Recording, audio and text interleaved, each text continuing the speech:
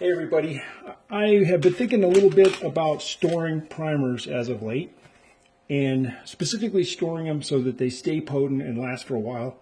I have collected some primers over time, because sometimes you can't get them, you never know anymore how long they're going to be available.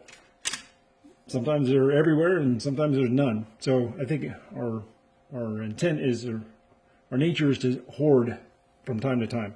So I ended up with more primers in certain types that I can use in a reasonable amount of time. And I realized that I had some that were probably already almost 4 years old. And so I thought, well, let me look into this a little bit and see if I can dig up some good information. I guess what I've always thought was, I guess I really didn't put a lot of thought into it, to be honest with you. I pretty much kept my powder and my primer separate, and that's about as much thought as I kept into it, or I put into it. But then I started thinking, maybe I should look into this a little bit. And one thing that I thought, I guess in my head, I thought that primers would just, I knew that they deteriorated over time and they didn't last forever. But I kind of thought that they just sort of stayed the same, and then one day they stopped working, or some of them stopped working, and that was when they'd gone bad.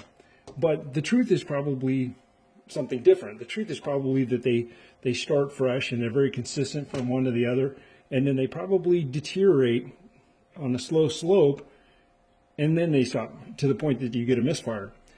And somewhere in this range of deterioration, they probably are not as consistent from one to the next as they would have been when they were new. So that made me think, how can I keep them,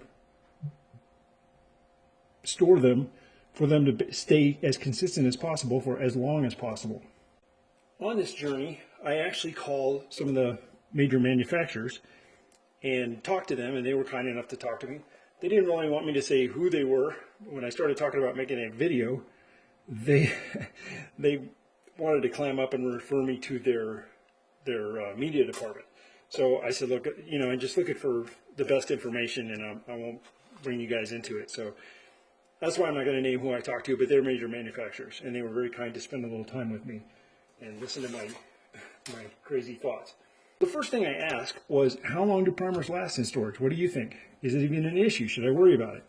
And they said, one manufacturer actually said, we think, we don't really have a timeline. And then the other one said, yeah, maybe about 10 years is a good, and then after that, you probably don't want to use them. So probably, we talked a little bit more about it, and probably the reason that they don't, they can't really say is because the guy that lives in a very humid environment in Alabama may have a different experience than the guy that lives in Arizona, just for reference. So one guy's might last longer, plus the way he stored them may make a difference, and that's kind of what this video is about. The next thing we talked about was what causes primers to deteriorate. Some of the most common things are obviously humidity, oxygen, exposure to oxygen, which is just air. Those things have a deteriorating effect, and also changing temperatures.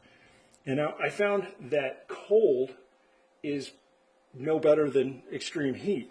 They recommend a temperature range from 50 to 80 degrees for storing. And again, this is to keep them good as long as possible.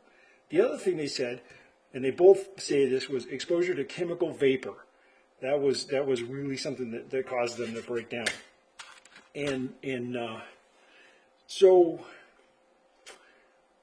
they all said that ammonia was a really bad thing. So it made me think, if you had a place where like a tack room or something in your barn, and maybe converted a corner of it into a reloading station, and you kept your primers out there, if you have animals in there, and byproducts from urine is ammonia, so that may not be a good thing. That's something I thought I'd throw out there for you just for consideration. The other thing they said that people make a huge mistake is keeping their primers. We all know that you don't store them with powder, but keeping their primers with, like say a Foot Locker with their gun cleaning solutions. So, if you had sprays and bottles of this and that and rags or whatever, that stuff is off-gassing chemicals, and it has a deteriorating effect on primers. So I thought that was pretty interesting. That's something I could see myself doing and not getting good results with. my thought all along when approaching this was to talk to these guys about maybe sealing your primers up and vacuum packing them. I've got a little food saver here, and so I've actually done it. And I talked to those guys about it, and they thought, one guy actually said, I've never heard anybody doing it, but it's actually a pretty decent idea. And so this is going to keep any kind of exposure to humidity or anything. I even put a little desk kit pack in there that's going to suck up any extra moisture that might be in there. So that's what I came up with. I thought it's probably way overkill, but I wish I had 10 years to open this up like a little time capsule and say, hey, look how great these are, but I can't do that. So we just have to use logic and reason, and that's where we get in trouble usually. I thought I would go ahead and write the date on them. This is, I believe I got these in 2013. So if you're rotating stock or whatever, I want to use the oldest ones first. So I have a way to keep that. I'm probably going to keep these in the house, where I used to keep them in the garage or in my shop. And that's just probably not the best place for them. I think I'm going to probably put them up in the pantry somewhere out of the way. I've got a pretty good sized pantry. They won't hurt anything in there, and that way it's a pretty stable area. Like I said, they recommend temperature range of 50 to 80 degrees. So I've exceeded that on both ends probably numerous times. So while I had the guys on from the major manufacturer, I asked them about lead-free primers. And that was something I thought, because the rumor mill going around a few years back on the internet was that they were all going to move to lead-free formulas and they don't last as long. And so it was a way of sort of diminishing your ability to store primers long term. And what I found out was a little bit different. They do have a lead-free formula, and the truth is they do deteriorate fast, but it's because that particular formula has the ability to draw moisture right out of the air, just reaches out and grabs it, and moisture deteriorates them. So they sort of self-destruct in kind of an open environment much faster than your standard formulas do. I asked him, why did they even make those? And he said, well, they're made for ammunition that is intended to be fired in ranges that don't quite have a good air evacuation system. So I've never seen any correlation that maybe you guys have some range, your local ranges, where they required you to shoot a particular thing. I don't know, but that's just what he said. He said that was the idea, was that they were only made for, or they were made for enclosed areas where people shoot that don't have a good evacuation system, and they wanted to reduce the lead exposure. So that's good. But he said that those primers are not available to the public. They're only sold to OEM manufacturers, and those rounds that are made with that type of primer have to be sealed at the primer, and where the bullet goes is around the edge of the bullet, so that no moisture can get into the ammo or into the case and deteriorate the primer that way. So I don't know, I thought that was interesting, and I thought you guys might think that was on topic, so I thought I'd include it. Since we just talked about lead-free primers, I just want to go into the safety realm a little bit. I've seen some trends on social media, Instagram particularly, where folks are having their little ones up there on their lap, and they're doing reloading, and they're they're participating, and they're getting their kids involved, and man, I think that's great. But I want to make you aware that these primers, they contain a little bit of lead, and so does some of our other materials that we use. Some people are using lead projectiles. Your little ones are particularly susceptible to lead toxicity, and it's very damaging.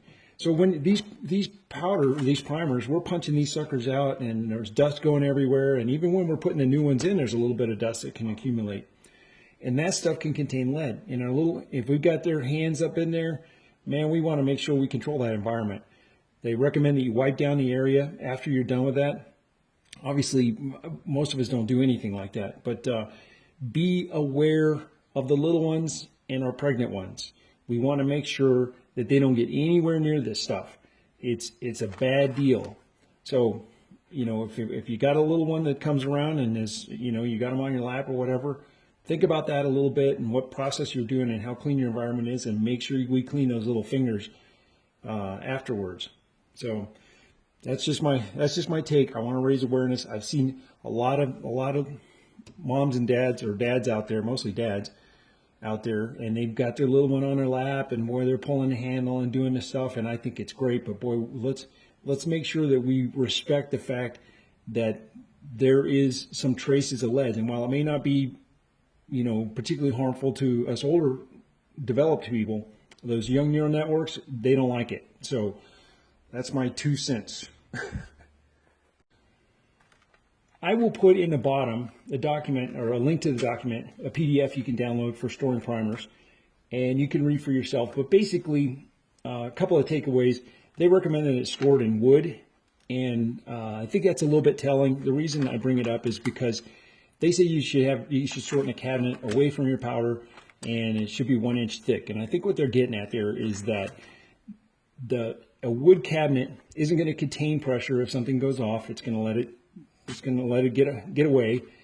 And also, it doesn't transmit heat. So if there happens to be a fire, wood, it can actually be burning on the outside, but it's not going to transmit that heat very much into the interior of the container. So that's a good thing. It gives more time. Whereas if you had sort of a metal locker, paint locker, steel paint locker, or maybe an ammo can sealed up, that steel is going to get hot really fast and transmit that heat into the interior container where this is stored. And in that instance, it could actually create a secondary because it's sealed up. You have a volatile item inside something that could actually. I'll avoid the E word or the B word for the Google bots, but you know what I mean. So they should be allowed to, you know, kind of give away their energy without creating a secondary. So that's just what I'll say about that. Now, it specifically says, there's a line in there that specifically says, SAAMI recommends against storing primers in sealed or pressurized containers. Now, again, I take that to mean not a vacuum sealed seal bag, but more of a container that you've closed up, like a glass jar with a rubber seal on it, or the ammo can is another instance. That's how I take that mean sealed, because they say or pressurized container. So they don't want you to create an enclosed environment that could create a secondary. So I just want to make you aware of that. You can read it for yourself and make the determination. I'm not telling anybody to do anything. I'm just showing you what I'm doing, and we'll go from there. If you like the video, click the like button. If you want to please make a comment down below. Tell me what you think. Tell me what your thoughts are, and discuss it for everybody. Everybody gets stuff out of the discussions. And if you're not a subscriber, maybe consider subscribing. Click the bell. If you haven't clicked the bell, that's the only way that you get notified if I upload the video in a timely manner. So thanks for watching, guys. Everybody be safe. Take care.